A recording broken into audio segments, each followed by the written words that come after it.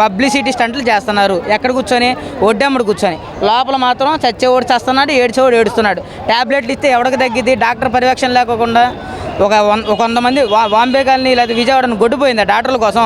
మా వాంబే కాలనీలో 70 హాస్పిటల్ ఉన్నాయి, డాక్టర్లు ఏమయ్యారు? విజయవాడలో 800 హాస్పిటల్ ఉన్నాయి, డాక్టర్లు ఏమయ్యారు? ఎక్కడో ఒకరిని పెట్టారు, ఆ ఒక్కడు కూడా నిద్రపోతున్నాడు తినేసి వీళ్ళు ఇచ్చిన పులిహోర బట్టలు. ఏంటిది ఈ పరిస్థితి? ఏంటి? డాక్టర్ లేరు. ముందేంటంటే ఇంత నెలలో చిక్కున్న వాళ్ళకి కావాల్సింది ఎన్డీఆర్ఎఫ్ టీమో ఇంకొక టీమో కాదు, డాక్టర్లు కావాలి.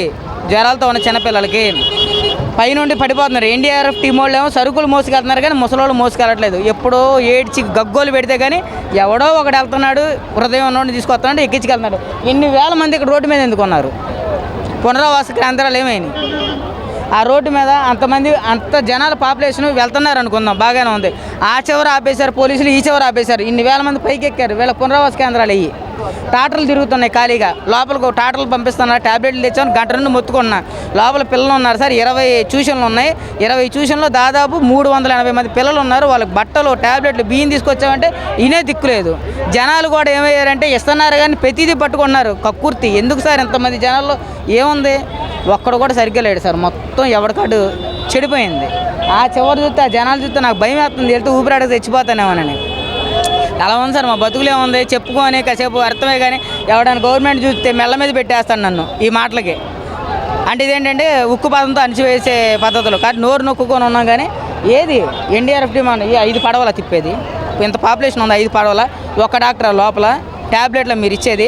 చేయి పట్టుకుండేవాళ్ళు లేడు సార్, జ్వరం వచ్చిందో లేదో చూడడానికి. లోపల చేయి పట్టుకుండేవాళ్ళు లేడు. రోడ్ల మీద నిన్నంతా పిల్లలకి లోపల భోజనం వీళ్ళు తెస్తున్నారు కానీ పనికి మళ్ళీ మందా ఎవరు తినడానికి సార్ ఈ తిండి?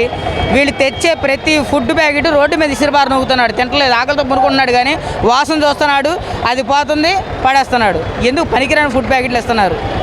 పాలు ఇస్తున్నారు, పాలు బ్రెడ్ బిస్కెట్లో బతుకుతున్నాడు వాసం. ఆ ఎవరు పంపిస్తున్నారో కానీ వాళ్ళకి దండం పెట్టవచ్చు.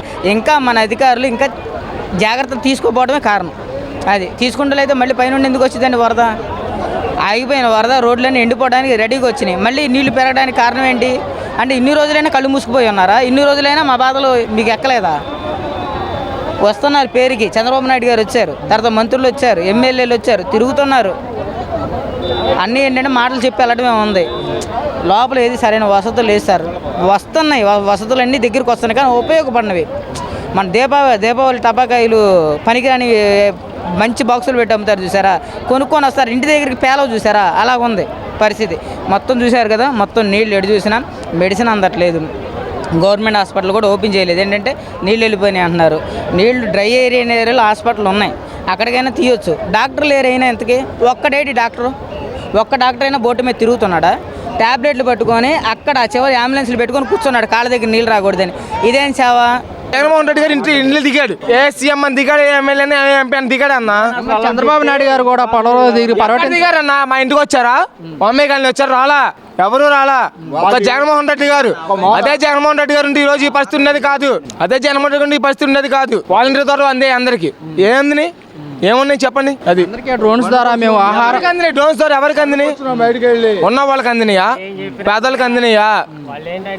అది పేదలకు అందినాయా? చెప్పండి. చంద్రబాబు నాయుడు గారు వచ్చారు, అట్టినాడు వెళ్ళిపోయారు. అచ్చెన్నాయుడు వచ్చాడు, అట్టినాడు వెళ్ళిపోయాడు. రామోజీ నాయుడు వచ్చాడు, అట్టినాడు వెళ్ళిపోయాడు. ఒక జగన్మోహన్ రెడ్డి గారు పేకల దాకా నేల దాకా వచ్చారు. అదే జగన్మోహన్ రెడ్డి ఈ రోజు ఈ పరిస్థితి ఉన్నది కాదు. జగన్మోహన్ రెడ్డి గారు కూడా ₹1 కోటి ప్రకటించడం జరిగింది. ప్రకటించారు, పాల డబ్బాలు అందరికి అందించారు.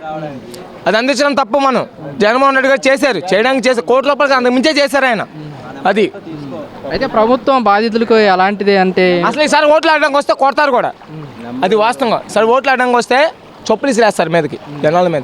అన్న ఇదే పరిస్థితిలో వాలంటీర్ వ్యవస్థ కనుక ఉండుంటే ఎలా ఉపయోగపడేది అంటే? నెంబర్ 1 అన్న, నెంబర్ 1. అదే కరోనాలో చంద్రబాబు నాయుడు ఉంటే మొత్తం వచ్చాయా? ఈ ఒక్క వరదకే చంద్రబాబు నాయుడు తట్టుకోలేకపోతున్నాడు. అదే వాలంటీర్ ఉంటే చెప్పండి. అదే చంద్రబాబు నాయుడు కరోనాలో ఉంటే ఏంటి పరిస్థితి?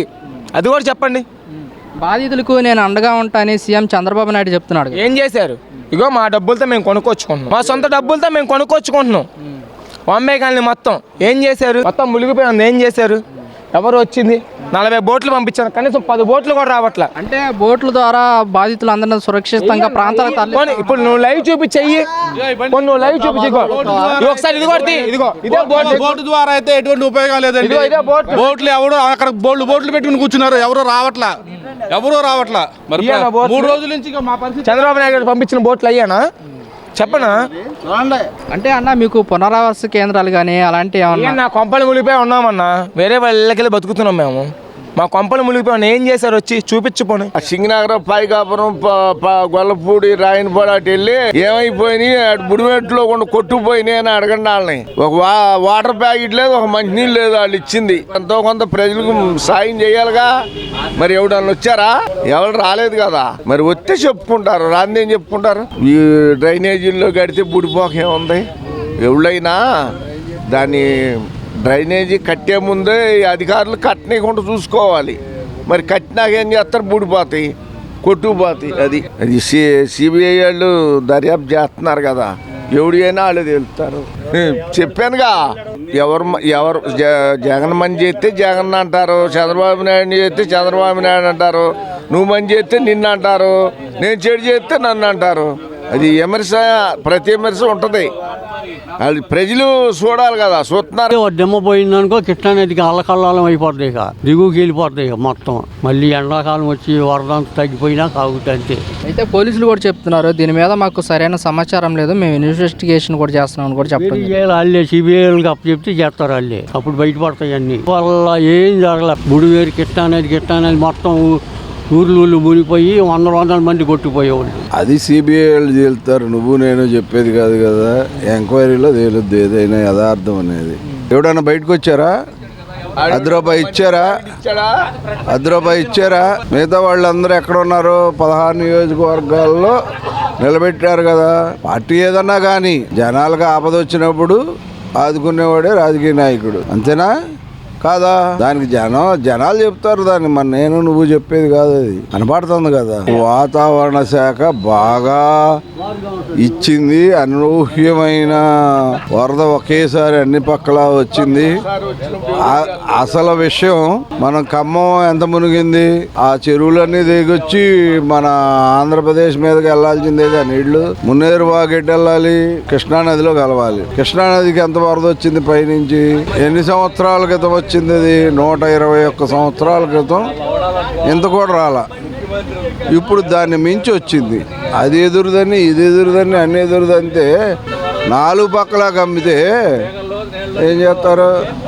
ఏం చేయగలిగింది ఏం లేదు. మా ఊళ్ళో పొలాలు మొత్తం నేను తెలిసాక ఇట్లా మునగటం ఇంతవరకు లేదు. సరే బుడివేటి కట్టలకి వెళ్ళి చూడండి, కాలువ కట్టలు దిగి అన్నీ ఏకం అయిపోయి నేను ఒక 25 ఎకరాల కౌలు చేస్తా, ఒక్కడు కూడా పనికి రాదు. ఎకరానికి 20 నుంచి 25 దాకా పెట్టుబడి పెట్టా. నాకెంత లాసు? ఆ లెక్కన వేసుకుంటే జనాలందరికీ ఎంత లాసు? ఖాళీలు చెప్పేది ఏముంది?